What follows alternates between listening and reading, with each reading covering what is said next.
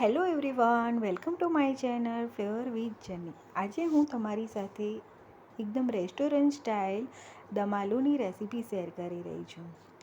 તેના માટે મેં 500 ગ્રામ બટેકી લીધી હતી. આવી એકદમ નાની બટેકી આવે ને તે લેવાની છે. તેને કુકરમાં એક સીટી મારીને બોઇલ કરી લેવાના છે. પછી ઠંડુ થાય પછી તેને ફોલી લેવાના છે. હવે આપણે તેની એક પેસ્ટ રેડી કરવાની છે. તેના માટે મેં 8 થી 10 કાજુ, 2 તમાલપત્ર, 2 ટામેટાં, 2 લવિંગ, 2 ઇલાયચી, 2 લાલ સૂકા મરચાં, 2 લીલા મરચાં, 10 મરી, તજના 2 ટુકડા અને 1 ચમચી મગજસરીનો 2 ટામેટાને કટ કરી લેવાનું છે અને ખડા મસાલા લઈ લેવાના છે. કઢાઈમાં 1 ચમચી તેલમાં બધું એડ કરી દેવાનું છે અને તેને 5 થી 7 મિનિટ માટે સાંતળી લેવાનું.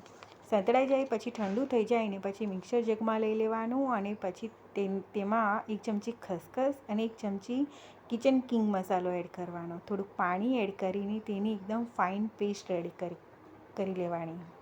એકદમ ફાઇન પેસ્ટ કરવાની છે.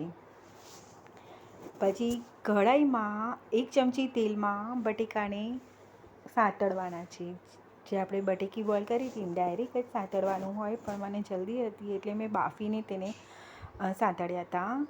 અને 1 ચમચી મીઠું એડ કરી દેવાનું. મને મારી બટેકી થોડીક મોટી લાગતી હતી ને એટલે મેં વચ્ચેથી 2 ફાડા કર્યા હતા. હવે કઢાઈમાં 2 ચમચી તેલ નાખીને તેલ ગરમ થાય પછી જીરું 1 ચમચી નાખી દેવાનું અને 2 તમાલપત્ર એડ કરવાના. જીરું તતળી જાય ને પછી તેમાં જે આપણે પેસ્ટ એડ કરી હતી ને તે એડ કરી દેવાની અને મિક્સ કરી લેવાનું, હલાવતા રહેવાનું. થોડુંક થઈ જાય ને પછી તેમાં 1 ચમચી મેં 2 ચમચી લાલ મરચું પાવડર એડ કર્યું હતું, કાશ્મીરી લાલ મરચું પાવડર, 1 ચમચી કિચન કિંગ મસાલો, હળદર અડધી ચમચી અને ગરમ મસાલો 1 ચમચી અને મિક્સ કરીને હલાવીને થોડુંક થાય પછી તેમાં 1/4 કપ મોળું દહીં લેવાનું છે. એકદમ મોળું દહીં લેવાનું અને તે નાખીને હલાવતા રહેવાનું અને ગેસની ફ્લેમ એકદમ ધીમી રાખવાની. સરસ રીતે મિક્સ થઈ જાય અને થોડુંક કૂક થઈ જાય પછી તેમાં જે આપણે બટેકા બોઇલ કરેલા હતા ને તે એડ કરી દેવાના અને તેને હલાવતા રહેવાનું. થોડુંક થઈ જાય પછી તેમાં 1 ચમચી ખાંડ અને 1 ચમચી મીઠું એડ કરવાનું છે અને તેને સરસ રીતે મિક્સ કરી લેવાનું છે. હવે આ દમ આલુ છે એટલે તેને થોડીક વાર માટે આપણે કૂક કરવા દેવા પડશે. એટલે તેને ઢાંકીને 5 થી 10 મિનિટ માટે કૂક કરવાના.